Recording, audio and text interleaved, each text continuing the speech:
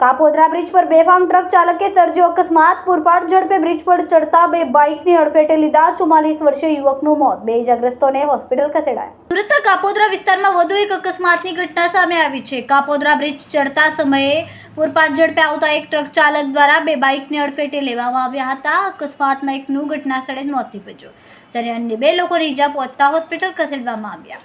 અકસ્માતના પગલે મોટી સંખ્યામાં લોકો એકઠા થઈ ગયા હતા. આ સાથે જ પીક અવર સમયમાં અકસ્માતના પગલે ટ્રાફિક જામના દ્રશ્યો સર્જાયા હતા.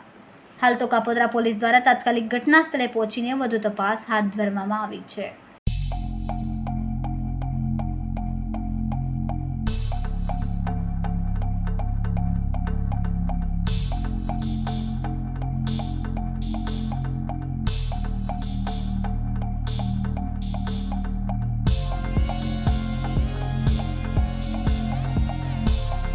અમારા વિડીયોની નવી અપડેટ મેળવવા માટે સબસ્ક્રાઇબ કરો માનવ પ્રભા ન્યૂઝ ચેનલને.